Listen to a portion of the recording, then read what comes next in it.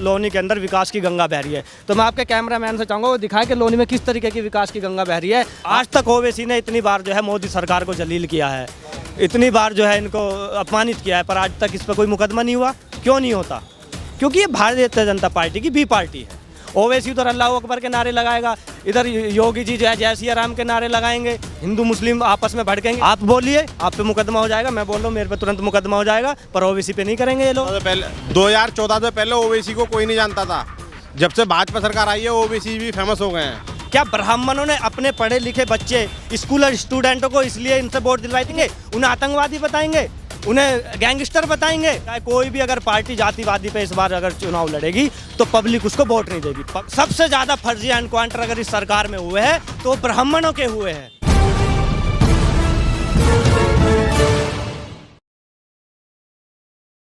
नमस्कार, मैं ज्योतिष चौहान। पिछले एक महीने से लगातार हम उत्तर प्रदेश चुनाव की ग्राउंड कवरेज कर रहे हैं, जानने की कोशिश कर रहे हैं जनता का क्या मूड है, क्या मिजाज है आने वाले चुनाव को लेकर। पिछले एक महीने में हम 24 विधानसभा हमने कवर की है। आज ये 25वां विधानसभा है, लोनी विधानसभा। और लोनी विधानसभा में जो है वो अभी जो सिटिंग एमएलए है वो बीजेपी से है, नंदकिशोर गुर्जर के विकास के बारे में बात करेंगे, उत्तर प्रदेश सरकार के विकास के बारे में बात करेंगे। तो तमाम मुद्दों पर बातचीत करने के लिए तमाम लोग हमारे साथ मौजूद हैं।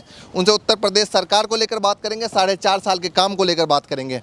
सबसे पहले उत्तर प्रदेश की सरकार को लेकर बात करेंगे। क्या लगता है रोजगार? नहीं, देखिए, रोजगार के मुद्दों पे ये सरकार सिर्फ झूठ बोलती है, प्रचार पे लाखों करोड़ों रुपए खर्च करती है। अगर ये लाखों करोड़ों रुपए उस फर्जी प्रचार पे खर्च ना करे और सचमुच में अगर युवाओं को रोजगार दे तो ये युवा इस तरीके से बेदर्द नहीं भटकेंगे, युवा आत्महत्या नहीं करेंगे। आप इनके आंकड़े देख लीजिए, ये आंकड़े छिपाने का काम कर रही है। ये पहली बार ऐसी सरकार है जो गुंडाई तानाशाही करती है, अपने आंकड़े छिपाती है। आज तक किसी सरकार ने अपने आंकड़े छिपाए, पर ये छिपा रही है। फर्जी बोर्ड आप देख लो, इनके रोडों पे बोर्ड लगा कि 2 करोड़ युवाओं को रोजगार दे। मैं कह रहा हूं 2 करोड़ युवाओं को रोजगार ना देके इन्हें 2 करोड़ युवा रोजाना मारने का काम करा है सरकार ने। ऐसी सरकार को तो गलियों में इस बार पब्लिक जो जूतों से और चप्पलों से मार मार के भगाएगी। वो लगातार जो है आएंगे तो भैया तमाम मुद्दे गिराएंगे। सबसे पहले तो भैया बोलेंगे राम मंदिर हमने बनवा दिया, वो कहेंगे भैया धारा 70 वहाँ पर हटा दिया, उसको लेकर भी वोट दीजिए आप। देखिए, मंदिर हर जगह है और मंदिर में हर कोई आस्था रखते हैं, हम भी रखते हैं। मंदिर बनाने से लोगों के पेट नहीं भरते, धारा 370 हटाने तो लोगों के पेट नहीं भरते। भैया रोजगार तो दो, मंदिर मस्जिद रोज बनाओ, हम भी साथ देंगे, आप भी देंगे, जितना चंदा हमसे होगा हम भी देंगे। पर रोजगार कहाँ है? महिलाओं की सुरक्षा कहाँ है? दलितों पे सबसे अत्याचार इस सरकार में हो रहा है। क्या दलित इस सरकार में, दलितों ने इसलिए वोट दिया था इस सरकार को कि उन पे सबसे ज़्यादा अत्याचार होगा, उनकी बेटियों के साथ सबसे ज़्यादा बलात्कार होगा, युवा आत्महत्या करेंगे। किसान बॉर्डर पे देख लो आप, आज 7 महीने से ऊपर हो गया, धरने पे बैठे हुए हैं। इस सरकार का एक भी मंत्री उनसे मिलने नहीं पहुँचता, अपना स्वागत करने के लिए पहुँचते हैं। सबसे बड़ा देश का अंदर मुद्दा हावी होगा किसानों का मुद्दा सबसे ज्यादा हावी है। आप किसी भी गांव में चले जाइए, भाजपा के नेता घुसने नहीं दे रहे, लाठी मार मार के, डंडे मार मार के भगा रहे हैं। भाजपा के लोग लोगों के बीच में मिलने से डर रहे हैं। क्यों डर रहे हैं भाई? जब आपने रोजगार दिया है और विकास की गंगा अपने प्रदेश में भाई है, तो आप क्यों डर रहे हो जनता के बीच में जाने? एक और बात बताइए कि क्या लगता है कि जिस तरीके से ब्राह्मण वोटर ने कहा था कि भैया सरकार बनाई थी पिछली बार, हमारे साहेबाद विधानसभा में ब्राह्मण प्रत्याशी है, वहाँ वोट मिला, जीत कर आए, क्या लगता है ब्राह्मण वोटर अब बार किधर की तरफ? देखिए, ब्राह्मण वोट समझ चुका है कि लगातार इन्होंने ब्राह्मणों का किस तरीके से शोषण किया है। आपने देखा होगा सबसे ज़्यादा फर्जी एनकाउंटर अगर इस सरकार में हुए हैं तो ब्राह्मणों के हुए हैं। क्या ब्राह्मणों ने अपने पढ़े लिखे बच्चे स्कूल स्टूडेंटों को इसलिए इनसे वोट दिलवाई थी कि ये उनकी हत्या करेंगे, उन्हें आतंकवादी बताएंगे, उन्हें गैंगस्टर बताएंगे? ब्राह्मण समझ चुका है, ब्राह्मण अब जो है समझदार है, वो वोट उसको देगा जो उनके विकास की बात करेगा, उनके बच्चों के विकास की बात करेगा, नौकरियों की बात करेगा। आप देख लो सरकार में ब्राह्मणों को कितनी नौकरी मिल रही है। ठाकुरवाद है इस सरकार में, ठाकुरों के सिवा किसी को पोस्ट नहीं मिल रही, आप देख सकते हो। तो ब्राह्मण इस पहले आरोप लगते थे भैया कि पुरानी सरकारों पे की जातिवाद किया जा रहा है। नहीं, पुरानी सरकारों में जातिवाद का तो भाजपा का एजेंडा है, जातिवाद में बांटने का ये काम करती है। अभी आप देख लो 2022 का चुनाव आ रहा है, तो 2022 के चुनाव में सबको मंदिरों और मस्जिदों में बांटने का काम करेंगे, विकास के मुद्दों की तो बात नहीं करेंगे। ये 4.5 साल के काम को किस तरीके से गिनवाना चाहेंगे? सबसे पहले बेरोजगारी दर, युवा आत्महत्या कर रहा है। लखनऊ में आज भी प्रदर्शन पे बैठे हुए रोजगार मांग रहे हैं। योगी सरकार ने उन पर लाठियाँ चलाई, योगी की पुलिस ने उन्हें गालियाँ दी, कहा निकल जाओ यहाँ से, और गंदे शब्द का प्रयोग किया गया। आज के आप देख लीजिएगा वहाँ की वो प्रतिदिन युवा आत्महत्या कर रहा है, यूपी के अंदर भी और केंद्र सरकार के अंदर भी।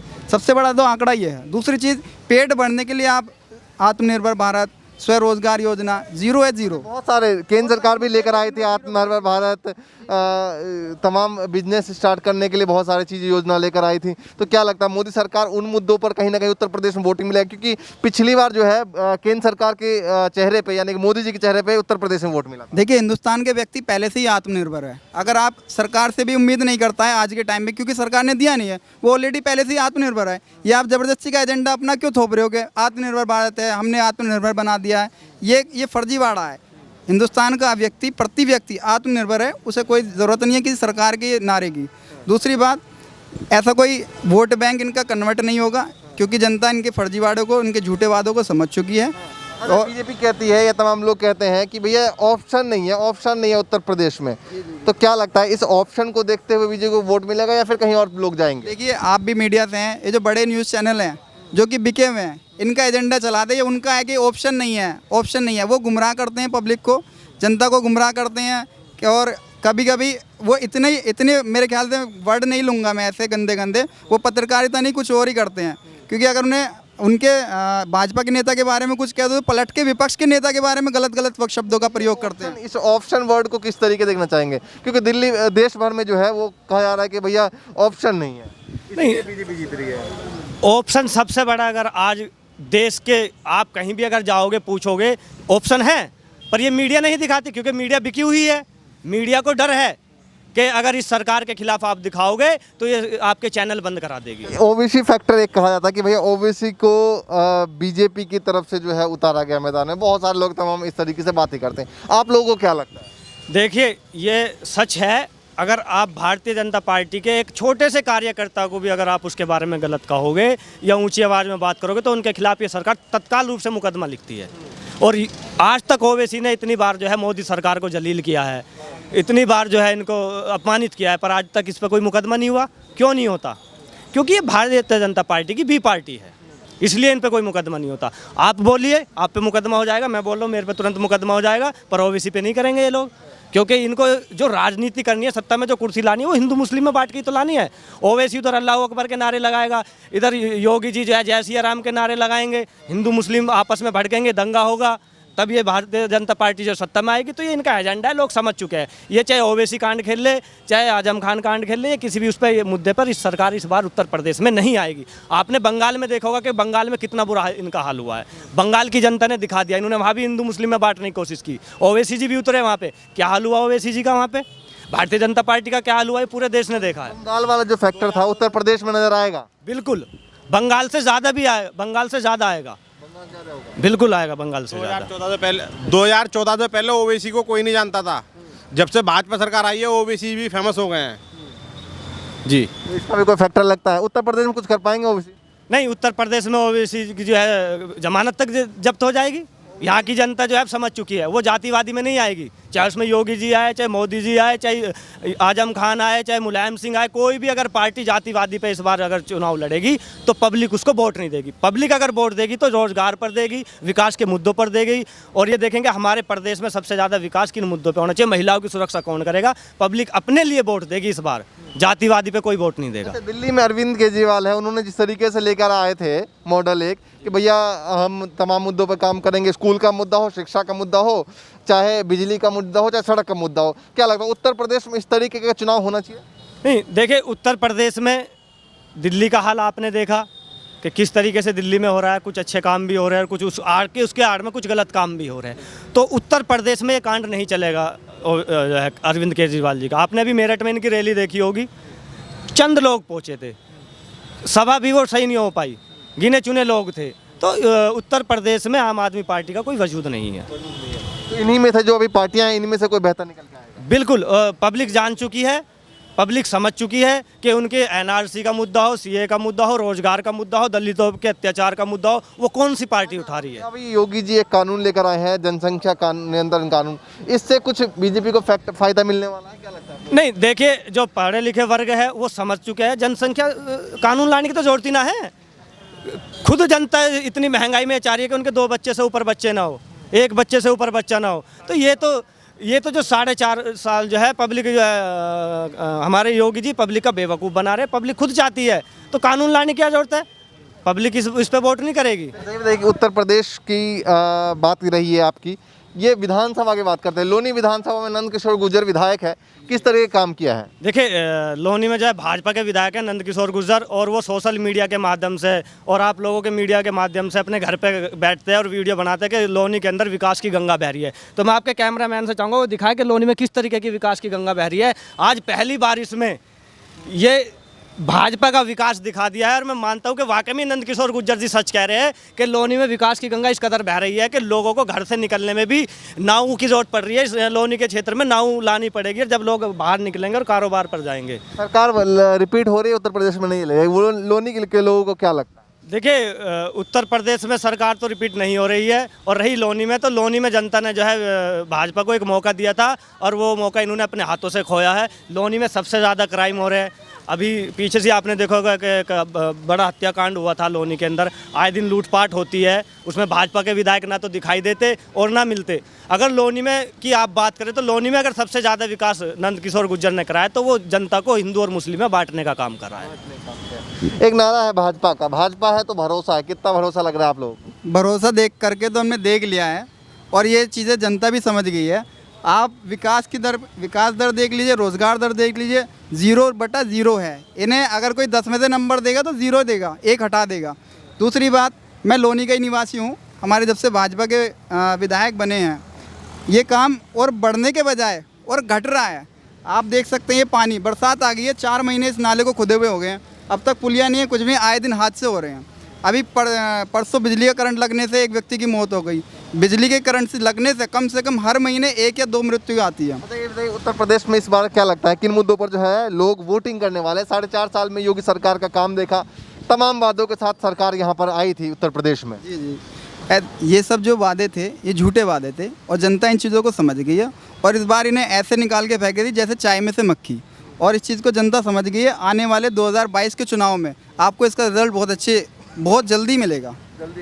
जी, ठीक है। उत्तर प्रदेश सरकार ने शुरुआती दौर में तमाम वादे किए थे, एंटी रोमियो स्क्वाड, महिलाओं का सुरक्षा होगा, बहुत सारे वादे किए थे। क्या लगता है इन मुद्दों पर जो अगर सरकार वापस से लौटती है तो वोट मिलेगा नहीं मिलेगा?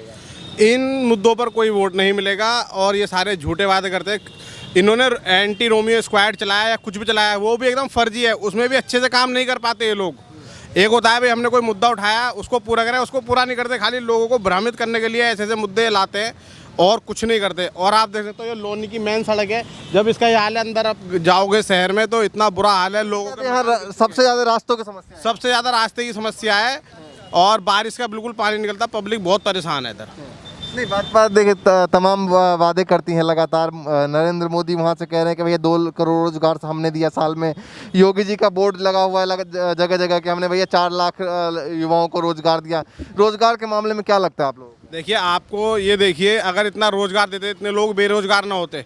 मिडिल क्लास जो है एकदम कर्जे में आ चुका है। आखिरी में 4.5 साल का काम किस तरीके की गिनवाएंगे? 4.5 साल का काम मैंने आपको पूरी इसमें वीडियो में गिनाया, दोबारा बता देता हूँ कि 4.5 साल में सबसे ज़्यादा अपराध इस सरकार में हुए, सबसे ज़्यादा युवाओं ने अगर रोजगार न मिलने पर आत्महत्या करी तो वो इस सरकार में हुए। रास्ते और नालियों का आप हाल देख सकते हो कि अगर सबसे ज़्यादा दुर्गति इस देश की हुई है तो इस 4.5 साल में। आप किस तरीके से देखते हैं? देखिए मैं भी इसी तरीके से देखना चाहूँगा, क्योंकि योगी जी ने कुछ नहीं किया है इस सरकार में, केवल पागल और पागल बनाया है। युवा बेरोजगार है, रोज़गार कहीं नहीं है, महिलाओं पर सबसे ज़्यादा अत्याचार हुए हैं, और शिक्षा का वर्ग जो स्तर होना चाहिए, शिक्षा का स्तर होना चाहिए, वो बिल्कुल डाउन हुआ है। चलिए ठीक है, आखिरी आपसे सवाल करना चाहूँगा कि अब पिछली बार बीजेपी कही थी कि वे 300 पार लेकर आएंगे, लेकर भी आए। इस बार जो है फिर से कह रहे हैं कि भैया हम 300 के पार लेकर आएंगे, 325 के पार लेकर आएंगे, हमेशा कह रहे हैं। देखिए लोकतंत्र को चेतावनी दे रहे हैं। लोकतंत्र में जिसको जनता चाहती है वो विजयी होता है। ये अपने पास से ही पहले ही बोल देंगे 325 लाएंगे या 400 लाएंगे, ऐसा नहीं है। बाकी अब की बार जनता समझ चुकी है ये सरकार चलाने के लायक नहीं है। देखिए तमाम लोनी के लोग थे। फिलहाल उधर से भी कुछ लोग आने वाले थे, बट यहाँ पर जो है पानी भरा हुआ है। पानी देखिए किस तरीके का हाल है यहाँ पर। ये लोनी की स्थिति है, ये नाला है और नाला किस तरीके से जाम है, यहाँ पर कोई भी काम नहीं हो रहा है। तो लोग जो है थोड़ी सीमित रहे, लेकिन तमाम लोग जो भी लोग थे उनसे हमने बातचीत की और तमाम मुद्दे पर जानने की कोशिश की कि लोनी के जनता का मूड आखिर किस तरीके से जा रहा है, विधायक जी ने कैसा काम किया, उत्तर प्रदेश सरकार ने कैसा काम किया। तो तमाम मुद्दे पर बातचीत हुई। चलते हैं फिर से एक बार नई विधानसभा में, वहाँ के लोगों से बातचीत करेंगे और लगातार आपको दिखाते रहेंगे। लेकिन फिलहाल के लिए नमस्कार।